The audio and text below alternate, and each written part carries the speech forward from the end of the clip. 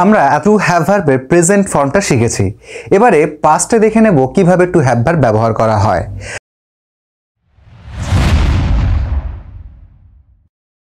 দেখো, আমরা প্রেজেন্টে to have ভার্বের ক্ষেত্রে হ্যাজ এবং হ্যাভকে ব্যবহার করেছিলাম, কিন্তু পাস্ট টেন্সের ক্ষেত্রে হ্যাজ হ্যাভ আর ব্যবহার হবে না।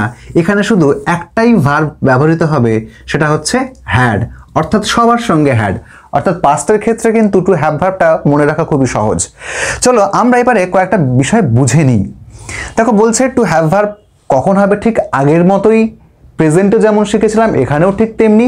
পার্থক্যটা এক জায়গায়, যেখানে তুমি প্রেজেন্ট টেন্সে আছে পেয়েছিলে, তুমি পাস্ট টেন্সে সে আছেটাকে তুলে দিয়ে ছিল কথাটা জুড়ে দাও। যেমন ধরো আমি একটা বাক্য এখানে লিখছি, রাজের জামা আছে, এখানে তো আছে রয়েছে, তাহলে এটা প্রেজেন্ট টেন্সের টু হ্যাভ ভার্ব। তাহলে এটা কি হবে?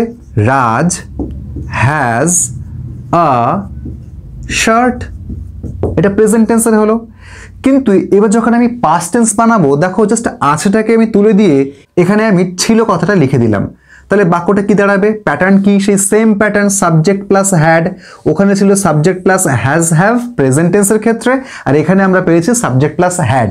তাহলে আমি লিখি এখানে সাবজেক্টকে রাজ, আমি জানি রাজ একটা নাম, তাই এর সঙ্গে সবসময় দেখো উভয় ক্ষেত্রে হ্যাড বসেছে, আমি লিখলাম হ্যাড, রাজ হ্যাড কি ছিল? এ শার্ট। আশা করি তোমরা একটা বিষয় খেয়াল করেছো, প্রেজেন্ট টেন্স যেটা হচ্ছে এইটা, পাস্ট টেন্স, দুটোর মধ্যে পার্থক্য কোন ক্ষেত্রে?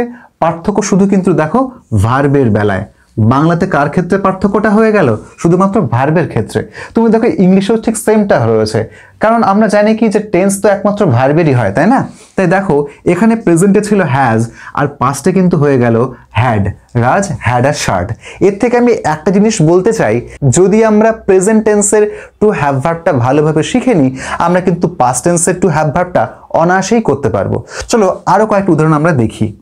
আমি বলছি তোমার ঘুড়ি আছে, এটা ইংলিশ করলে কি হবে?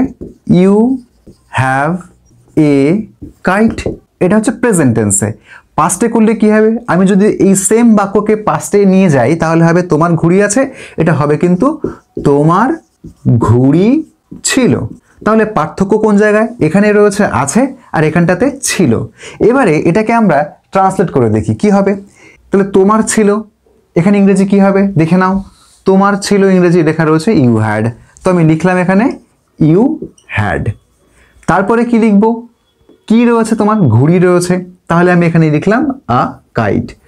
আবারও বলে দিই, আমি চাইলে এখানে আ কাইটও লিখতে পারি, আবার চাইলে কিন্তু আমি আ কাইটটাকে চেঞ্জ করে কাইটস এটাও লিখতে পারি। কেন না, আমার বাংলা বাক্যে একটা ঘুড়ি নাকি অনেক ঘুড়ি সেটা বলা নেই। তাহলে অর্থাৎ আমি লিখতে পারি ইউ হ্যাভ আ কাইট, আবার লিখতে পারি ইউ হ্যাভ কাইটস, অথবা ইউ হ্যাড আ কাইট, অথবা ইউ হ্যাড কাইটস, এটা কিন্তু আমি লিখতে পারি। চলো আরো একটা বাক্য দেখি। পাখিদের ডানা আছে, তো এখানে আমি কি পেয়েছি?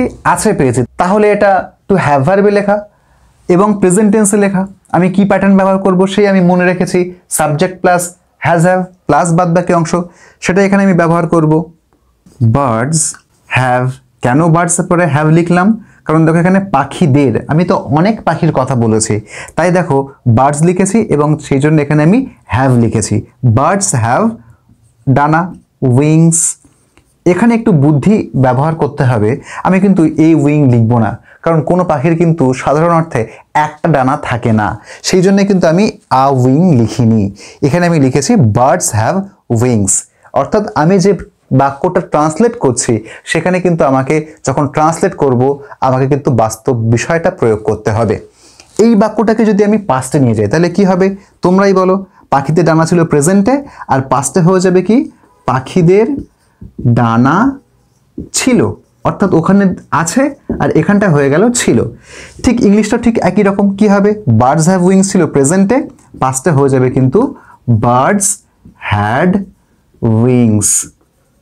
অর্থাৎ তোমরা নিশ্চয়ই খেয়াল করেছো পার্থক্য যা হয়েছে সবগুলো কিন্তু ভার্বের ক্ষেত্রেই হয়েছে। তাহলে আজকের ক্লাস এই পর্যন্তই।